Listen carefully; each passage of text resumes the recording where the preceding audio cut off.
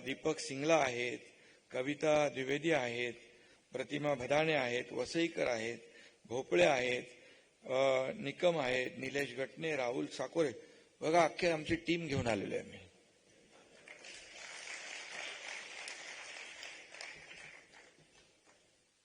म्हणजे कुणीतरी म्हणालं की ते ताबडतोब डिसिजन देणारा एक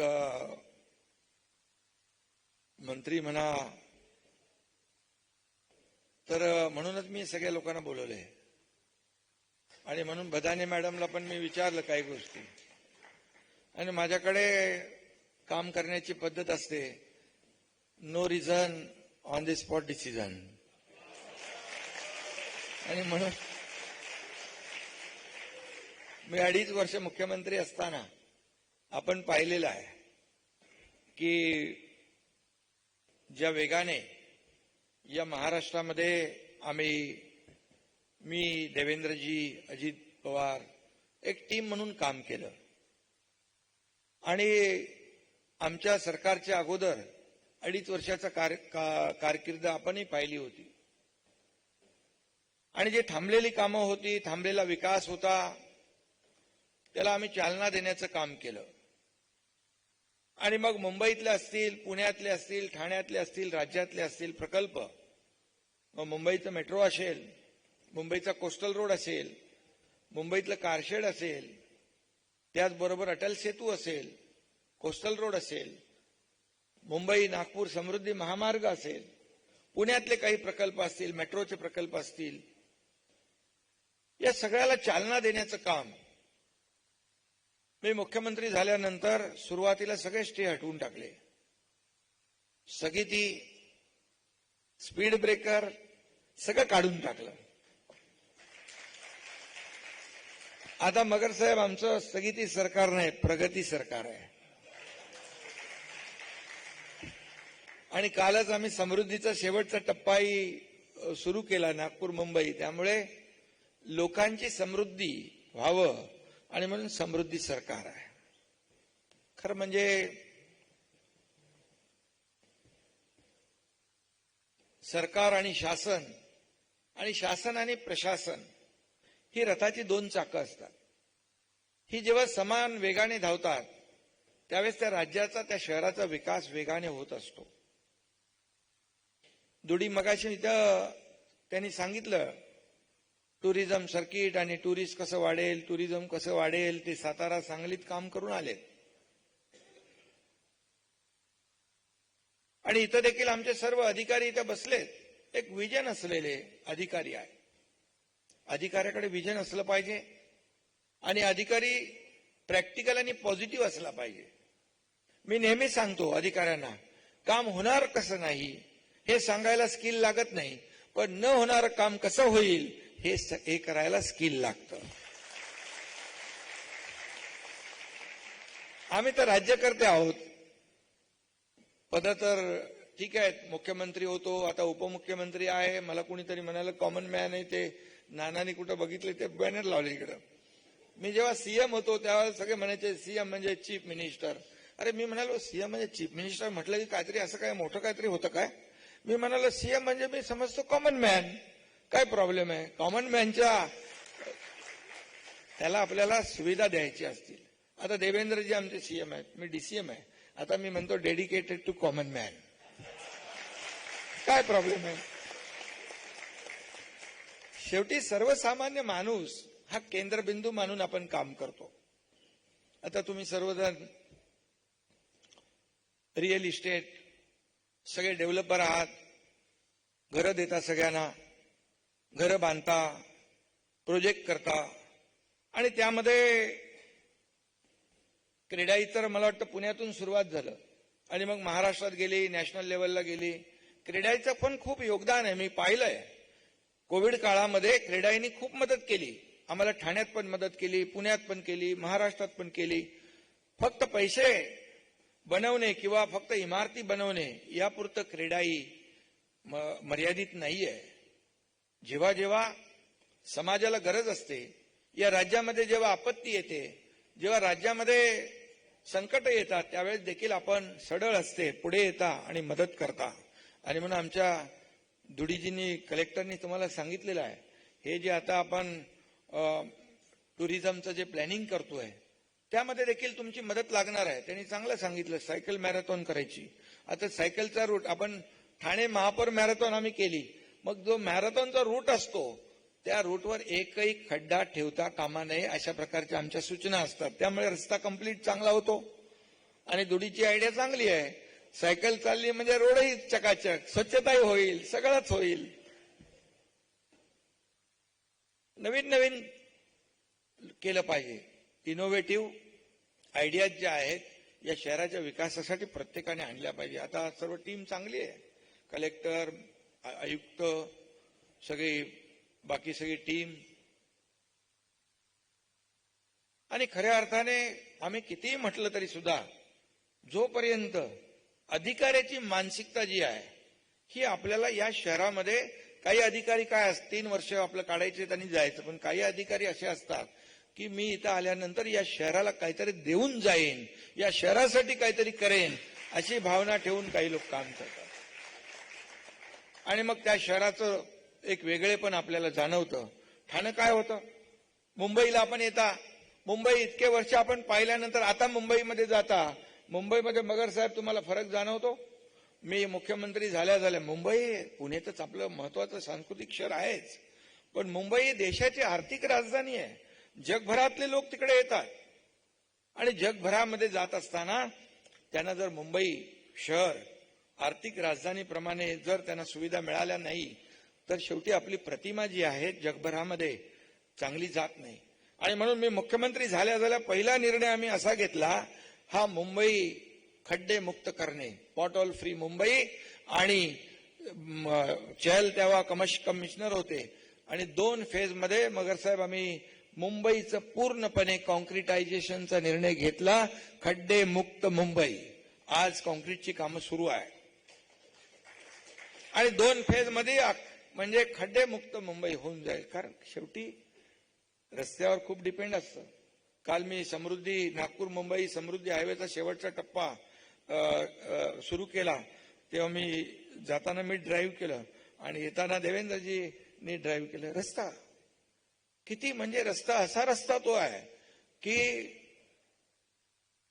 जगभरामध्ये अनेक रस्ते, जर्मनी, अमेरिका, या सर्व रस्ते जे आहेत हे रस्त्यावर ओळख असते, रस्त्यांवर त्या शहराची ओळख असते. रस्ते खडखड आले तर काय, तिथं खड्ड्यातून प्रवास केला, शहराची प्रतिमा मलिन होऊन जाते. आणि म्हणून रस्ते हे महत्वाचे असतातच. आणि जिथं रस्ते मी ठाण्यात पाहिलं की एक रस्ता आम्ही केला कॅडबरी कंपनीच्या समोरचा, तिकडचे तुमचे डेव्हलपर आहेत, त्यांना विचारा, एवढा मोठा रस्ता केला की तिथं विमान लँड होऊ शकतं एवढा रुंद केला, तुमचे लगेच पैसे वाढले, भाव डेव्हलपर लोकांचे. शेवटी सुविधा ते वाढलेच पाहिजे, त्याशिवाय ग्राहकांना पण फायदा होणार नाही. आणि म्हणून या ठिकाणी रस्ते चांगलेच झाले पाहिजे, सुविधा चांगल्या झाल्या पाहिजे. अमेरिकेचे रस्ते चांगले आपण म्हणतो. मला आठवतंय की जॉन एफ केनेडींचा एक कोट होता, America is rich because American roads are good. म्हणून खऱ्या अर्थाने America is rich because, not because American roads are good, but America is rich because of American roads are good. म्हणजे अमेरिकेचे रस्ते चांगले होते म्हणून अमेरिकेची श्रीमंती जी आहे ती दिसती आहे. आणि म्हणूनच या ठिकाणी मी काहीतरी उलट म्हणालोय, American roads are good not because America is rich, but America is rich because American roads are good. आणि खऱ्या अर्थाने अशा प्रकारचे रस्ते, मुंबई पुणे एक्सप्रेस आपण पाहिला. मगर साहेब, मुंबई पुणे एक्सप्रेस जेव्हा नव्हता त्यावेळेस काय होतं, 7-8 तास लागायचे. तेव्हा बाळासाहेब म्हणाले की रस्ता झाला पाहिजे. गडकरी साहेब होते, गडकरी साहेब म्हणाले की तुम्ही हा रस्ता तयार करा, आज 8 तास लागतात, घाट जाम असला तर आज 2.5 तासामध्ये मुंबई पुणे अपडाऊन करतो आपण. आणि त्यामुळे पुण्याकडे IT आलं, ऑटोमोबाईल इंडस्ट्री आली, सर्व्हिस इंडस्ट्री आली, तुमचं रिअल इस्टेट बूम झालं की नाही बाबा? फायदा झाला. शेवटी कसं इकॉनॉमी जी आहे एक इकोसिस्टीम तयार होते, इकॉनॉमी बूस्ट होते. आणि म्हणून समृद्धी महामार्ग जो आम्ही केला आहे हिंदू हृदय सम्राट बाळासाहेब ठाकरे यांच्या नावाचा, तो देखील एक गेम चेंजर प्रकल्प आहे. 18 तासाचा प्रवास आज 8 तासावर आणला. कनेक्टिव्हिटी आपण वाढवतोय. आणि तुम्हाला मी सांगतो MSRDCचं डिपार्टमेंट पण माझ्याकडे आहे. आणि म्हणून आम्ही महाराष्ट्रामध्ये पूर्णपणे ऍक्सेस कंट्रोल ग्रीड करतोय. कुठल्याही कोपऱ्यातून कुठल्याही कोपऱ्यात जायचं असेल तर 8 तासाच्या वर लोकांना लागता कामा नये अशा प्रकारचं एक ऍक्सेस कंट्रोल ग्रीड आपण करतोय. शेवटी या ठिकाणी मोठ्या प्रमाणावर आपल्याला जर विकास करायचा असेल तर रस्ते महत्वाचे आहेत. आम्ही ठाण्यामध्ये कन्स्ट्रक्शन TDR वर रस्ते केले. पुण्यात करता की माहित नाही. कन्स्ट्रक्शन TDR वर पण रस्ते आपण केले. कन्स्ट्रक्शन TDR वर आपण अमेनिटी दिलेल्या आहेत. अमेनिटी देखील मोठ्या दिलेल्या आहेत. तुम्हाला माहित असेल की डॉक्टर काशीनाथ घाणेकर नाट्यगृह ठाण्यातलं ते टोटली आम्ही कन्स्ट्रक्शन TDR वर बनवलं. त्यात आणखी काही बाकी होतं. युनिफाईड DCPR मध्ये देखील आम्ही त्याचा बदल करून या ठिकाणी पुन्हा म्हणजे फक्त इमारत उभारायची नाही तर आतलं इंटिरियर सकट, इलेक्ट्रिफिकेशन सकट सगळं त्यामध्ये घेतलं. आणि हे नवीन नवीन आपण जे काही प्रयोग केलेले आहे युनिफाईड DCPR मध्ये देखील हे देखील लोकांना, त्या शहराला, काही शहरांना आर्थिक त्यांची कुवत नसते, मग त्यांनी अम्युनिटी त्यांना मिळू नये का? मग आम्ही तो निर्णय घेतला की कन्स्ट्रक्शन TDR मधून रोड पण बांधा, अम्युनिटी पण करा. आणि शहराला ते मिळालं तर त्या शहराची देखील जी काही सांस्कृतिक भूक आहे ती देखील भागवता येते. आणि म्हणून मी आपल्याला सांगतो या ठिकाणी की हे रिअल इस्टेट जे आहे, तुम्हाला खऱ्या अर्थाने काही लोक म्हणतात डेव्हलपर म्हणजे खूप पैसे कमवतात, खूप त्यांच्याकडे आहे. पण मी आपल्याला सांगतो कोविडच्या वेळेस आम्ही एक प्रीमियमचा डिसिजन घेतला होता मुंबईसाठी. 50% प्रीमियम आम्ही कमी केला. आणि आम्ही त्यांना सांगितलं स्टॅम्प ड्युटी जी आहे ग्राहकाची तुम्ही भरा. त्यांनी भरले आणि 50% प्रीमियम कमी करून सुद्धा, कोविड असताना सुद्धा, कोविड नसताना जेवढा रेव्हेन्यू मिळायचा त्यापेक्षा जास्तीचा रेव्हेन्यू त्या ठिकाणी उपलब्ध झाला. तेव्हा मला काही लोक म्हणाले तुम्ही अरे काय तुमचं, मग ते सिमेंटवाले येतील, स्टीलवाले येतील, रेतीवाले येतील. मग हे रिअल इस्टेट तर तेच तर वापरतात. त्या इंडस्ट्रीला जीवदान द्यायचं असेल तर आपल्याला हे करावं लागेल.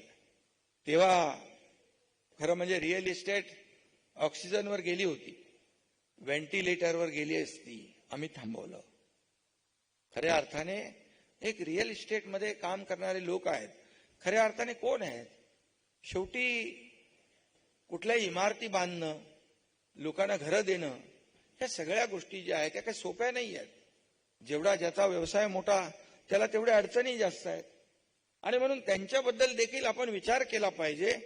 जर ग्राहकांना आपल्याला अफोर्डेबल किमतीमध्ये, परवडणाऱ्या किमतीमध्ये घर द्यायचं असेल तर डेव्हलपरचा देखील विचार करणं गरजेचं आहे. त्याला देखील ज्या काही अडचणी आहेत त्या देखील आपल्याला सोडवणं गरजेचं आहे. आणि म्हणून मी नेहमी सांगतो की यामध्ये जे रिअल इस्टेट जे आहे ही खऱ्या अर्थाने बांधकाम क्षेत्र, त्याचं महाराष्ट्राच्या GDP मध्ये देखील तुमचं मोठं योगदान आहे. महाराष्ट्राच्या डेव्हलपमेंटमध्ये देखील आपलं योगदान मोठं आहे. शेवटी आता महाराष्ट्र हे देशाचं ग्रोथ इंजिन होत आहे. आदरणीय प्रधानमंत्री मोदीजी मुंबईत आले त्यावेळेस म्हणाले की आपण मुंबई फिनटेक कॅपिटल हब होईल, अर्थव्यवस्थेचं एक मोठं केंद्र होईल. याचं कारणच आहे की खऱ्या अर्थाने मुंबई, पुणे, ठाणे, नाशिक या सगळे जे शहरं आहे, नागपूर, ही शहरं जी आहेत ही शहरं डेव्हलप झाली पाहिजे. आता मगाशी मगर साहेब आणि मला आपले पूर्वीचे अध्यक्ष सांगत होते की ज्या पद्धतीने मुंबई ठाण्याचा जेवढा विकास होतोय त्या प्रमाणात पुण्याचा देखील झाला पाहिजे, त्याला गती मिळाली पाहिजे. पुणे देखील एक सांस्कृतिक शहर आहे आपलं, त्याला देखील वेगाने ते पुढे गेलं पाहिजे. कारण म्हणतात लोक पुणे तिथं काय उणं, आणि म्हणून यासाठी मेट्रोची कामं आता सुरू आहेत, रस्त्यांची कामं सुरू आहेत. आणि मेट्रो म्हणजे पब्लिक ट्रान्सपोर्ट ज्या शहरामध्ये चांगला असतो त्याचा वापर पब्लिक करतच. मग त्यामुळे लहान वाहनं जी आहेत ती रस्त्यावर आणत नाहीत, पब्लिक ट्रान्सपोर्टचा वापर ते करतात. खऱ्या अर्थाने आपण पाहिलं की आपल्या देशाची देखील अर्थव्यवस्था जी आहे आदरणीय प्रधानमंत्री महोदयांच्या नेतृत्वाखाली आपण 11व्या क्रमांकावर होतो. आज आपण 5व्यावरून आता 4थ्यावर येतोय. म्हणजे आपण जर्मनीला देखील मागे टाकतोय आणि आता पुढे 3ऱ्या नंबरला येतोय. ही आपल्या देशासाठी फार अभिमानाची बाब आहे. कारण आपण फक्त बघितलं, आपण तुलना करा आपला देश आणि पाकिस्तान. आता पाकिस्तानला चांगला धडा शिकवलाय मोदीजींनी आणि जशाच तसं उत्तर दिलेलं आहे. शेवटी आपण कोणाची कळ काढत नाही, परंतु आपल्याला आपले जे पहलगाम मध्ये निरपराध जे काही बेकसूर लोक ज्यांना दहशतवादाने पाकिस्तान धार्जिण्या लोकांनी जे काही गोळ्या घालून जे काही दुर्दैवी घटना घडली, आपण स्वतःहून काय केलं नाही, परंतु देशाचं लष्कर आणि प्रधानमंत्री महोदयांनी पाकिस्तानला देखील धडा शिकवला, चोख धडा शिकवला, उत्तर दिलं. आणि म्हणून संपूर्ण देश आपल्या लष्कराच्या मागे उभा राहिला, प्रधानमंत्री महोदयांच्या मागे उभा राहिला. पण आपण फक्त एवढ्यापुरतं मर्यादित राहिलो नाही, आपल्याकडे आपण विकासाला देखील चालना दिली. आणि म्हणूनच आज आपण 4थ्यावरून 3ऱ्यावर येण्याचं जे काही स्वप्न पाहतोय, $5 ट्रिलियन जो काही गोल आपल्याला अचीव करायचा आहे, त्यामध्ये महाराष्ट्राचा $1 ट्रिलियन आहे. मी आपल्याला सांगू इच्छितो, नीती आयोगाने त्यांच्या अहवालामध्ये सांगितलं 1 ट्रिलियन नाही, $1.5 ट्रिलियन फक्त मुंबई MMR मध्ये पोटेन्शियल आहे. पुणे बिने तर आणखी वेगळंच आहे. त्यामुळे एवढं पोटेन्शियल आपल्याकडे आहे. आज परदेशी गुंतवणूक आपल्याकडे येते, मोठ्या प्रमाणावर इंडस्ट्री आपल्याकडे येते. याचं कारण आपल्याकडे इन्फ्रास्ट्रक्चर आहे, आपल्याकडे चांगली कनेक्टिव्हिटी आहे, आपल्याकडे स्किल्ड मॅन पॉवर आहे. आणि म्हणून लोक, आपलं इंडस्ट्री फ्रेंडली स्टेट आपण म्हणतो, लोक येत आहे. याचं कारणच की लोकांना बघा, एकतर सुविधा पाहिजेत आणि कटकट नको. मगाशी तुम्ही म्हणाले की काय आहे परमिशन परमिशन परमिशन, पण मला वाटतं युनिफाईड DCPR मुळे आपण बऱ्यापैकी त्यांचं काम हलकं केलेलं आहे, बऱ्यापैकी. आता आणखी जे जे आपल्याला काय पाहिजे आहे ते तुम्ही या ठिकाणी मला दिलेलं आहे की पिंपरी चिंचवड महापालिका प्रारूप विकास योजना ती लवकरच आपण मंजूर करू, त्यालाही लवकर मंजुरी देऊ आपण. जे डीपीचा विषय आहे, PMRDAचं काहीतरी कोर्टामध्ये आहे, PMRD कोणीतरी कोर्टात गेलंय ना, पण ते पण आपण लवकरात लवकर तेही आपल्याला करता येईल. कारण PMRD प्रमाणे तुम्ही मगाशी म्हणाले की जसं PCMC मध्ये आपण काय नियमावली जी आहे, हा युनिफाईड DCPR प्रमाणे, तर ते देखील त्या मी असीम गुप्तांना सांगतो की आपल्याला त्यातून देखील आपल्याला काय मार्ग काढता येईल तो आपण काढू. शेवटी बघा, जे जे तुम्ही मला इथं दिलेलं आहे, हे जसं मुंबई शहरासाठी ऑनलाईन TDR पोर्टल केलंय, तसं आपल्याला पुण्यात पण करायचं आहे, तेही आपण करू, ते पण आपण करू, त्याला देखील आपण लवकर निर्णय घेऊ. त्याचबरोबर जी एक कमिटी लागते 3 सदस्यीय, पिंपरी चिंचवड महापालिका यांच्या अध्यक्षतेखाली जी स्थापना करण्यात आलेली आहे, तशी हरित इमारतींच्या यासाठी प्रोत्साहन देण्याच्या अनुषंगाने आवश्यक ते बदल करायचे आहेत, तेही आपल्याला करता येतील, तेही आपण करू. मला वाटतं याच्यामध्ये बरंच काय काय आहे, बाल्कनी प्रोजेक्शन आहे, फायर सेफ्टी आहे, रिक्रिएशन फ्लोअर आहे, त्याच्यामध्ये रूफटॉप जे आहे त्याचं काहीतरी आहे, 70 मीटर पर्यंत उंचीच्या हाय राईज कमिटीची परवानगी आता लागत नाही ना, इकडे पुण्यात लागते. लागत असेल तर जिथे आपल्याला मुंबईप्रमाणे करा ना, ठाण्याप्रमाणे करा.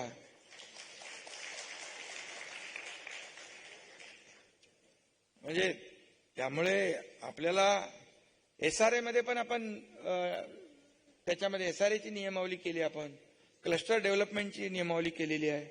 यामध्ये जे जे आपल्याला काही करता येईल ते आपल्याला केलं पाहिजे. आणि मला वाटतं बदाने मॅडम आपण आणि आपले अधिकारी जे आहेत नगर विकास विभागाचे, यांच्या ज्या ज्या काही अडचणी आहेत त्या आपण नक्की ऐकून घ्या आणि त्या ताबडतोब आपल्याला सोडवायच्या आहेत.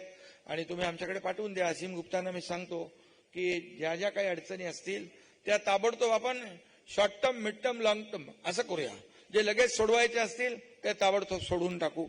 आज तुम्हाला मी सांगतो काही असे विषय असतील हे लगेच आपल्याला सोडवता येतील ते लगेच सोडून टाका, काही प्रॉब्लेम नाहीये. शेवटी आपल्याला आज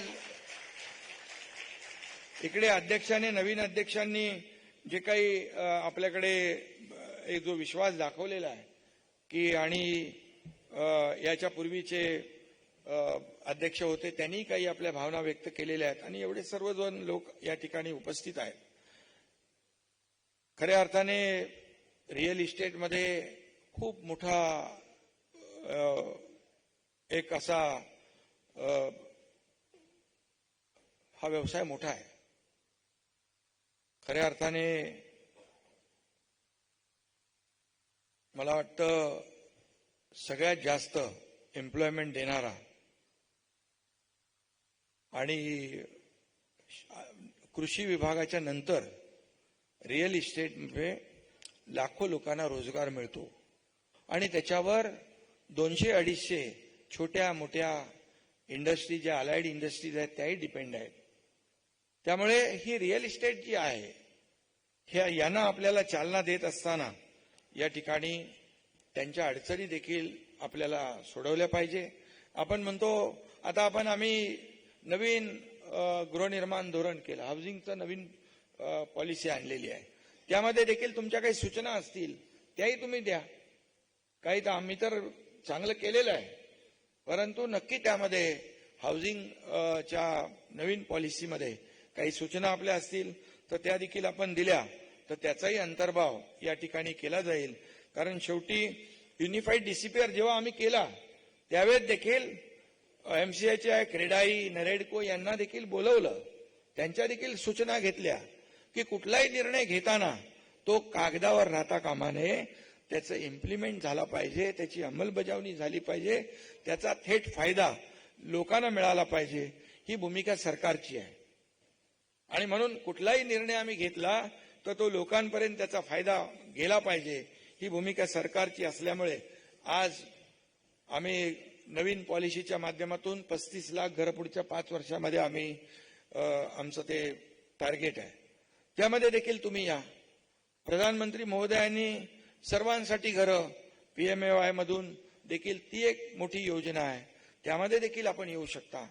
आज समृद्धी महामार्ग जो आपण केलाय, जसं मुंबई पुणे जसं जो ऍक्सेस कंट्रोल रस्ता आपण केला त्यामध्ये देखील आपण अनेक प्रकल्प आपण राबवले.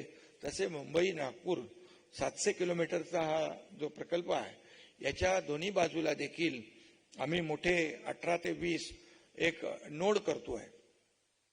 त्यामध्ये तुम्ही पार्टिसिपेट व्हा आणि त्यामध्ये या सगळ्या गोष्टी ज्या आहेत शेवटी सगळ्यांनी मिळून आपण विकासाला चालना देत असताना सरकारचे एक सोबत आहात सरकारच्या, ही भावना मनामध्ये ठेवली तर नक्की मला वाटतं खूप मोठ्या प्रमाणावर आपण या राज्याला आपण पुढे नेऊ शकतो.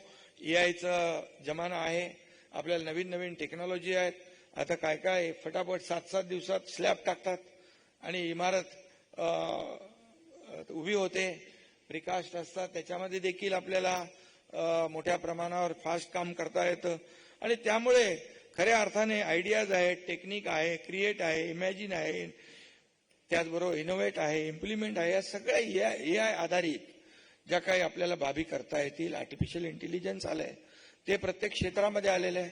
आपल्यामध्ये पण त्याचा वापर आपण केला पाहिजे आणि खऱ्या अर्थाने टेक्नॉलॉजी आणि इनोव्हेशनमुळे बांधकाम क्षेत्रात देखील क्रांती घडेल ती देखील आपण घडवली पाहिजे.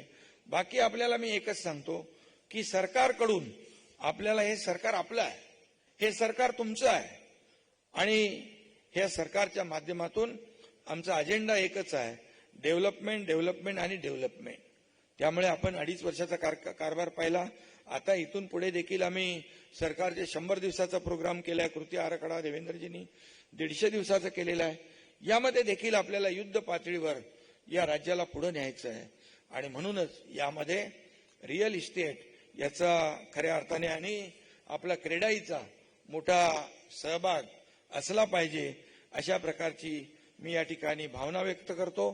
आणि तुम्हाला माहित आहे की मी आता आपल्या ज्या ज्या काही अडचणी आहेत या अडचणी फक्त कागदावर ठेवणार नाही, त्याची अंमलबजावणी करण्याच्या सूचना या ठिकाणी मी देईन.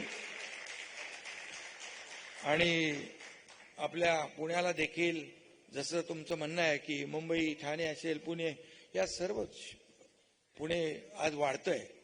पुण्याचे देखील अनेक प्रश्न आहेत, ट्रॅफिकचे प्रश्न आहेत, या ठिकाणी स्लमचे प्रश्न आहेत.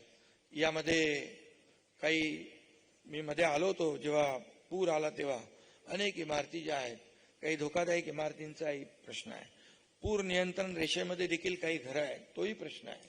हे सगळे प्रश्न जे आहेत हे मला माहीत आहेत आणि मी नक्की आपल्याला सांगतो की खऱ्या अर्थाने ग्राउंड रियालिटी जी आहे ही समजून आपण काम करणारे लोक आहोत.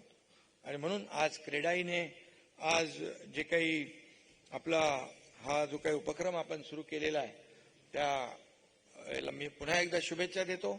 आणि तुम्हाला एवढंच सांगतो की कधीही मला आपण भेटू शकता. कधी मुंबईला आलात तर कधी भेटा, कधी तुमचं पुण्यामध्ये कधी अशी मीटिंग असेल आणि काही महत्वाचे विषय असतील, पॉलिसी मॅटर असतील तर आपण भेटून त्याच्यावर मार्ग काढू. शेवटी चर्चेतूनच आपल्याला मार्ग काढायचे आहेत. आणि मग तुम्ही जेव्हा जेव्हा हे कराल, प्रश्न मांडाल, मगाशी मी आपल्याला सांगितलेलं आहे हे सरकार जे आहे हे सरकार फास्ट डिसिजन घेणार आहे. काही वेळा काही गोष्टी राहून गेल्या असतील, पण काही राहिलेल्या ज्या पुण्याचे काही जे विषय असतील आणि नगर विकास आणि हाऊसिंगच्या संदर्भातले, रस्त्याच्या संदर्भातले, मेट्रोच्या संदर्भातले, तर नक्की हा एकनाथ शिंदे कायम तुमच्या सोबत आहे ही खात्री आपल्याला देतो. आणि पुन्हा एकदा मनापासून आपल्याला खूप खूप आजच्या या उपक्रमाला शुभेच्छा देतो. धन्यवाद. जय हिंद, जय महाराष्ट्र. देश विदेशातील प्रत्येक घडामोडींचे लाईव्ह अपडेट मिळवण्यासाठी आता साम टीव्हीच्या सर्व सोशल मीडिया प्लॅटफॉर्मला लाईक, फॉलो आणि सबस्क्राईब करा. तसंच सर्व नोटिफिकेशनसाठी बेल आयकॉन प्रेस करायला विसरू नका.